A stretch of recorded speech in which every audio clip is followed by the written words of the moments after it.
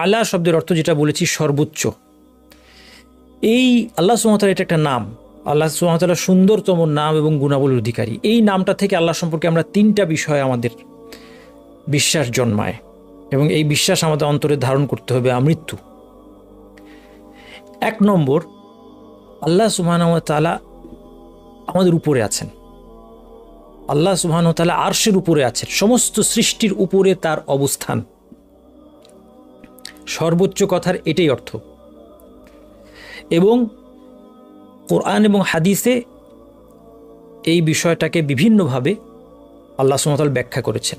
এই মহাবিশ্বের উপরে আছে আল্লাহর আরশ, এটা আল্লাহ সুবহানাহু ওয়া তাআলার একটা বিশাল সৃষ্টি এবং আরশের উপর আল্লাহ রয়েছেন। আজকে মুসলিমদের একটা বড় অংশ এই বিষয়টায় তারা অস্বস্তি বোধ করে। তাদের অস্বস্তির কারণটা আমি আপনাদের সামনে একটু তুলে ধরি, তাহলে আপনারা জিনিসটা বুঝতে পারবেন। আমরা ছোটবেলা থেকে একটা কথা শুনে এসেছি যে আল্লাহ সুবহানাহু ওয়া তাআলা সর্বত্র বিরাজমান।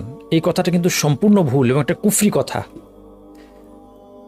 আল্লাহ সুবহানাহু ওয়া তাআলার সত্তা যদি বলা হয় এটা সর্বত্র বিরাজমান, আল্লাহর সত্তা সব জায়গায় আছে, তাহলে সমস্যা হলো প্রথম সমস্যা হচ্ছে এটা কোরআন হাদিসের সাথে সাংঘর্ষিক। কোরআন হাদিসে বলা হয় নাই। কোরআন হাদিসে বলা হচ্ছে আল্লাহ আরশের উপরে, আর আমি বলছি অথবা কেউ যদি বলে সর্বত্র বিরাজমান, কোরআন হাদিসের সাংঘর্ষিক। দ্বিতীয় সমস্যা হচ্ছে এর অর্থ দাঁড়ায় যে এই মহাবিশ্বের মধ্যে অনেক বস্তু আছে, অনেক নাপাক বস্তু আছে, সেই বস্তুগুলোর মধ্যেও আল্লাহ ঢুকে আছেন।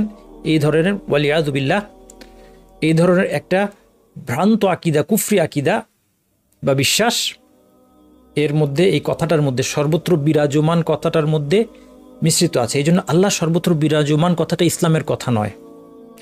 হ্যাঁ, আপনি বলতে পারেন যে আল্লাহ সুবহানাহু ওয়া তাআলার জ্ঞান এবং ক্ষমতা সর্বত্র বিরাজমান। আল্লাহ সুবহানাহু ওয়া তাআলা সব জায়গায় সব কিছু জানেন এবং তার ক্ষমতা সর্বত্র বিস্তৃত। সৃষ্টি জগতে কোনো কিছু তার ক্ষমতার বাইরে, তার আয়ত্তের বাইরে, তার জ্ঞানের বাইরে নেই। কিন্তু আল্লাহ সুবহানাহু ওয়া তাআলা আছেন আরশের উপরে। এই বিষয়টা মানতে কিছু লোকের কষ্ট হওয়ার পিছনে কারণটা হচ্ছে আকলের ভুল ব্যবহার, বুদ্ধির ভুল ব্যবহার। বুদ্ধির ব্যবহার দূষণীয় নয়, কিন্তু ব্যবহারটা ভুল হয়ে গেলে মুশকিল। মানুষের যে আকল আল্লাহ তাআলা দিয়েছেন এটা একটা টুলের মতো। টুল মানে কোনো কিছু যেটা দিয়ে মানুষ কোনো একটা কাজ করে, এটা কোনো সোর্স না। আকল কোনো জ্ঞানের সোর্স না, এটা মনে রাখবেন। আকল কখনো কোনো জ্ঞানের ইন্ডিপেন্ডেন্ট সোর্স না, কিন্তু এটা ব্যবহার করে আপনি জ্ঞান অর্জন করেন। যেমন আপনি মহাবিশ্বের সৃষ্টির নিদর্শন, আল্লাহ নিদর্শন দেখে আপনি বলছেন যে একজন স্রষ্টা আছেন। নিদর্শনটা, এই মহাবিশ্বটা হচ্ছে সোর্স, সেখান থেকে আপনি এই নিদর্শনগুলো দেখলেন, তারপরে আপনার আকল ব্যবহার করে আপনি বললেন যে একজন স্রষ্টা আছেন। এটা আকলের সঠিক ব্যবহার। তো যে কোনো টুলসের মতো, যেমন একটা চাকু খুব কাজের একটা যন্ত্র, কিন্তু এটা যদি ভুলভাবে ব্যবহার করা হয় তাহলে একজন একজনকে মেরে ফেলতে পারে, একজন মানুষ তার নিজের হাত পা কেটে ফেলতে পারে, অনেক ক্ষতি সে ডেকে আনতে পারে। তাহলে যারা আল্লাহর আরশের উপরে আছেন, আল্লাহ আরশের উপরে আছেন এই বিষয়টাকে যারা মানতে তাদের অস্বস্তি লাগার কারণ হচ্ছে তারা ভাবলো যে আরশের উপরে থাকা মানে আল্লাহ আরশের উপর নির্ভরশীল হতে হবে। যেমন তারা পৃথিবীতে রাজা বাদশাদের সিংহাসন দেখেছে। এই সিংহাসনের উপর যখন রাজা বসে থাকে, তার নিচ থেকে যদি সিংহাসনটা টেনে বের করে ফেলা হয় তাহলে সে ধপাস করে পড়ে যাবে। এই দৃশ্যটা যখন সে ভুলটা কোথায় করলো, এই দৃশ্যটা সে আল্লাহর উপর অ্যাপ্লাই করছে। কারণ এই দৃশ্যটা, এই বিষয়টা সিংহাসনের উপর নির্ভরশীল হওয়া, রাজা বাদশারা যেভাবে আসনে বসে অথবা মানুষ যেভাবে আসনে বসে, সেই আসনের উপর সে নির্ভরশীল হয় এবং এটা সরে গেলে মাধ্যাকর্ষণের কারণে সে মাটিতে পড়ে যাবে। এই বিষয়টা হচ্ছে সৃষ্টির বৈশিষ্ট্য। তাহলে এই যে তার মনের মধ্যে চিন্তাটা জাগলো আল্লাহ সম্পর্কে, এই চিন্তাটার মধ্যে গিয়ে সে সৃষ্টির সাথে আল্লাহর তুলনা করলো। এটা হচ্ছে তার প্রথম ভুল।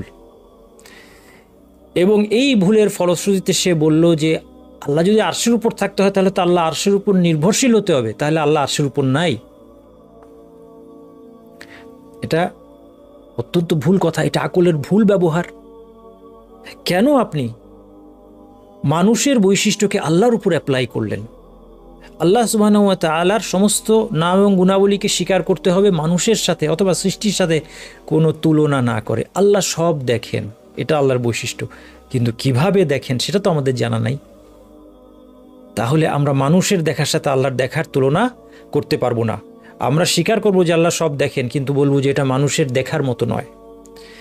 আল্লাহ সুবহানাহু ওয়া তাআলা আরশের উপর আছেন, কিন্তু আল্লাহ আরশের উপর কিভাবে আছেন এই ভিডিও তো আমি দেখি নাই, এই দৃশ্য তো আমাকে দেখানো হয় নাই।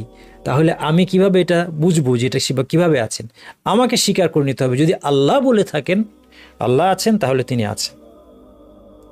এমনিভাবে আল্লাহর হাত আছে, আল্লাহ বলেছেন আল্লাহর হাত আছে। এখন আল্লাহর হাত কেমন সেটা সম্পর্কে আমার কোনো ধারণাই নেই, কারণ আমি সেটা দেখি নাই। এটার সংবাদ আমার কাছে এসেছে, আমার কাজ বিশ্বাস করা এবং মানুষ বা সৃষ্টির অন্য কারো হাতের সাথে এর তুলনা না করা। এমনকি সৃষ্টির মধ্যেও কিন্তু মানুষের হাত আর গরুর হাত একরকম না, মানুষের হাত আর একটা পিঁপড়ার হাত একরকম না। সৃষ্টির মধ্যেও এটা আছে, দুইটাই হাত, কিন্তু না দেখা পর্যন্ত আপনি বুঝবেন না যে দুইটা কীরকম। মানুষের হাত আর দরজার হাতল একরকম না। হ্যাঁ, অন্য কোনো একটা বস্তুর হাত সেটা মানুষের হাতের মতো না। প্রত্যেকটা প্রাণী অথবা প্রত্যেকটা বস্তুর যদি হাত নামে কিছু থাকে তাহলে সেগুলো আলাদা আলাদা। তাহলে স্রষ্টার সাথে কিভাবে এর তুলনা হবে? স্রষ্টার সাথে সৃষ্টির বৈশিষ্ট্যের কোনো তুলনা হয় না। এই জন্য এই বৈশিষ্ট্যগুলো যারা আকল ব্যবহার করে অস্বীকার করেছে, তারা আকলের ভুল ব্যবহার করেছে এবং কোরআন এবং হাদিসের স্পষ্ট বক্তব্যের বিরোধিতা করে তারা বিভ্রান্ত হয়েছে এবং তারা সমাজকে বিভ্রান্ত করছে। এই জন্য আমাদের আকীদা হচ্ছে আল্লাহ সুবহানাহু ওয়া তাআলা আল আ'লা। এর এক নম্বর অর্থ হচ্ছে আল্লাহ সুবহানাহু ওয়া তাআলা উপরে, সমস্ত সৃষ্টির উপরে, তিনি আরশের উপরে, এক নম্বর বৈশিষ্ট্য। দুই নম্বর, এই নাম থেকে আরেকটা যেটা আমরা বুঝতে পারি সেটা হচ্ছে আল্লাহ সুবহানাহু ওয়া তাআলা সুমহান। আল্লাহ সুবহানাহু ওয়া তাআলার মর্যাদা সকলের উপরে, এটাও সত্য, এটাও সত্য। এবং আল্লাহ সুবহানাহু ওয়া তাআলা সর্বোত্তম নাম এবং গুণাবলীর অধিকারী, এই জন্য আল্লাহর মর্যাদা সবচেয়ে বেশি। তিন নম্বর যেটা আমরা বুঝতে পারি, তিন নম্বর আরেক রকমের উচ্চতা আল্লাহ তাআলার আছে, এটাকে বলা হয় উলুউল কাহর। অর্থাৎ আল্লাহ সুবহানাহু ওয়া তাআলা সকল কিছুকে তার ইচ্ছা এবং নিয়ন্ত্রণের অধীনে রেখেছেন, সব কিছু তার বশে আছে। আল্লাহর ইচ্ছার বাইরে গিয়ে কোনো কিছু ঘটে না। এই দিক থেকেও আল্লাহ সুবহানাহু ওয়া তাআলার একটা উচ্চতা আছে, এই দিক থেকেও তিনি আমাদের উপরে আছেন, অর্থাৎ তিনি সব কিছুকে তার ইচ্ছার অধীনে বশীভূত রেখেছেন। এই তিনটা অর্থ মিলে হচ্ছে আল্লাহ সুবহানাহু ওয়া তাআলার নাম আল আ'লা।